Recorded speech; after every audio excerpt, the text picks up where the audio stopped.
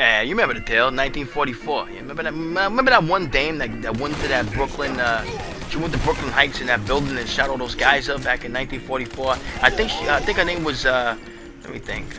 I think it was, let me see, I think it was Pamela Petruccio. She worked for the Tumanellos. Yeah, that's her name, Pamela Petruccio. Pamela Petruccio was one of the few female hit women who actually was made by the bosses back in the 40s, during the times of Al Capone and all these other greats out there.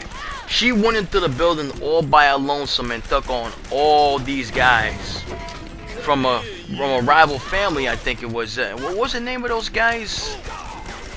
I don't remember.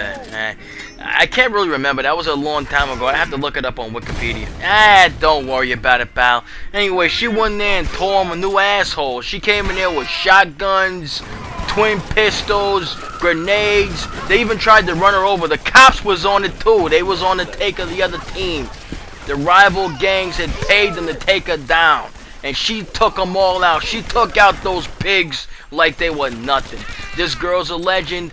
I mean, I don't know how the hell our family never got this kind of chicken and you know, on their side. I don't have no idea, but this girl's a legend. She's one of the very few hit women out there. Two guns, Pamela Petruccio. What a hell of a legend. Went in there and tore people up, blew things up, took names, kicked ass, and she had a great ass too. Hell of a looker. But yeah, man, I remember that. Yeah, she was a hell of a dame, brother. Hell of a dame. Guns, Scores, and Cannoli Part 2.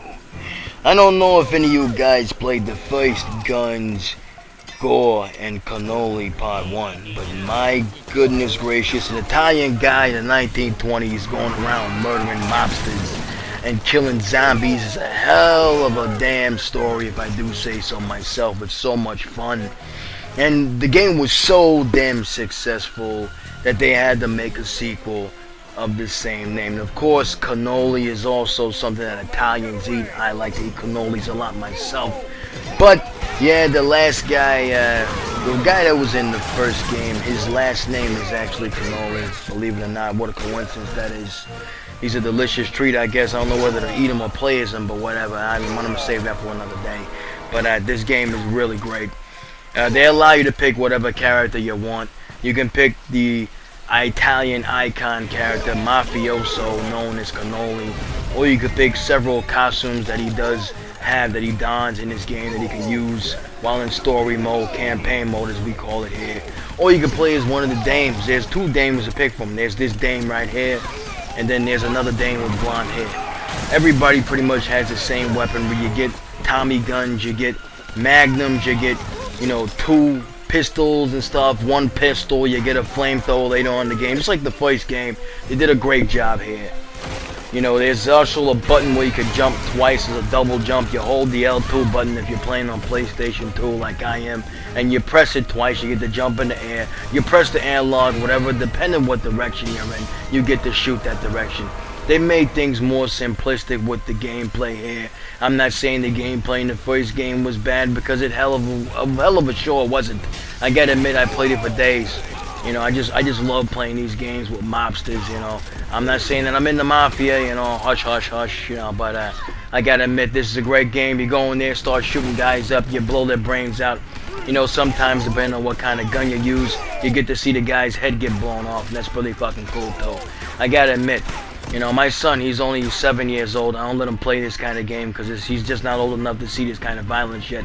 And I keep the violence that I exhibit, you know, the violence that I'm involved in to a minimum, especially at home, because I don't want to bring my work to my home. My home is my castle.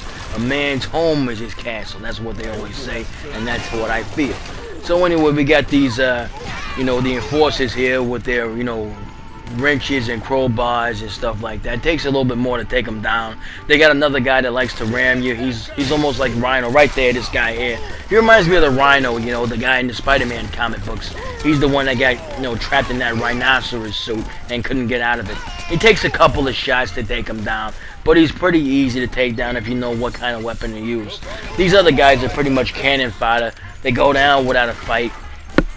we got the cops here, excuse me, we got the pigs here, you know, that we gotta take out, blow their fucking heads off and stuff like that. But we do that all the time when we have our little gang wars and stuff like that. They get involved, they get taken down too if they don't want to take the take. Anyway, that's guns, gore, and cannoli for you. I'm out of here. It's part 2.